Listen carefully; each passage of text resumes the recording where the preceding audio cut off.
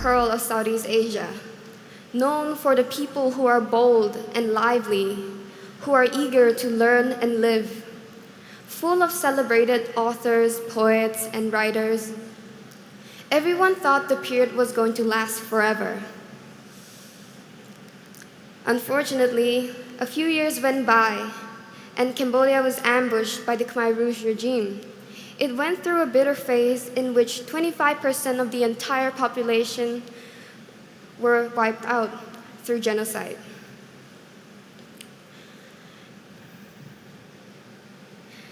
The Khmer Rouge desire to bring back the peasant society meant the end for the bourgeoisie, the middle class. It meant that anyone who is deemed an intellectual, anyone who had an education, who dared talk about ideas, were all killed.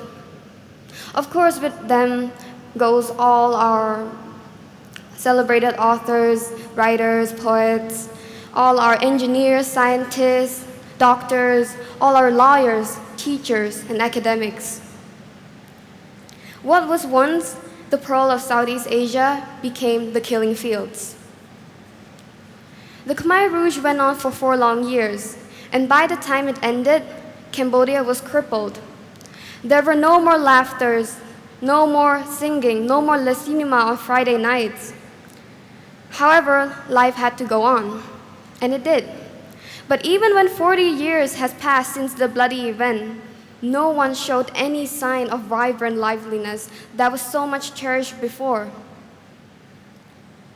They are instead filled with fear of the past consequences, repelled any chance of intellectual and innovative pursuit, stagnating the country's growth. As a young Cambodian, it hurts to see everyone ignoring this deafening silence and just get on with their lives. But what's worse is that these people lost the love for the culture, the urge to learn and be curious, to be brave and happy again. So for future generations, I want us to be able to bring back that golden moment and make it stay. And how, you may ask? With smiles, sympathy, courage, love, and hope. In the crowded city of Phnom Penh, the Cambodia's capital, people rarely trust, and they prefer to mind their own businesses. However, far away in the rurals, especially the rice paddy fields and the small villages, things are different. You could hear old melodies being whistled by the farmers, and old movies seen on the screens of antenna TVs. In these areas, people like to wave and smile at one another. And the kids, they ran around, occasionally trying to speak a different language whenever there's a foreigner. They do not do this to gain advantage.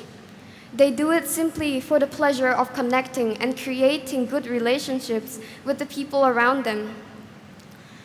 To know that such people still exist, to know that we are not completely shut down by our haunting history, it is to know of Cambodia's thriving, vibrant culture, and we should spread this across the country once more. What was once a wealthy nation is now begging ground. Children can be seen sleeping on the streets, going around begging for money from the tourists. If you stop at a traffic light in the capital city, you are likely to be bombarded by beggars and hawkers, weak-looking mothers with child sling across their chests, monotonously repeating the same phrase that they have been saying that whole day to get money. Money that you carelessly hand. Money that will go to illegal activities such as sexual trafficking, child slavery, and so on. Money that motivate these kids to plead for cash instead of pursuing an education. They will be led into a vicious cycles that eats away the country economy bit by bit due to the lack of human resources over time. I mean, how promising is your country's future if these are the kind of people that are going to be the leaders, the rulers, not so promising. But it does not have to be that way, because if we have the right kind of sympathy, if we instill in these people the feeling of hope, show them the value of education and what it could do on the long run, support them in the right way, our country does not have to be forced into a downward spiral that spells doom. 40 years and still counting, most of the people tend to shut up the past. Our history is a taboo to talk about. We only read it quietly ourselves. Parents, grandparents do not want to talk about it. They do not want to be reminded of the horrifying events that they themselves or someone they knew experienced. Thus, the younger generations, they know less and less about their culture, their history. Therefore, for us younglings, it is difficult to distinguish whether our country has really developed as the government and the media suggests, or is it stooping down the other way, from developing to underdeveloped. In areas such as modern technology, we are catching up with the rest of the world. However, in other areas, such as self-reliance as a country, to provide resources for our people, a good education system, laws, we are still lacking behind. And it is better to be brave and admit these things instead of silently accepting the government covers up and pretend like we're riding high horses while truly we are swimming in mud. If we do not love what we do not succeed. In Cambodia, the culture, the history, the people are the things that I love and are the things that I think defines a country. The younger generation of any country, including mine, if they possess this kind of love, within it they will find strength to work harder for their country's future.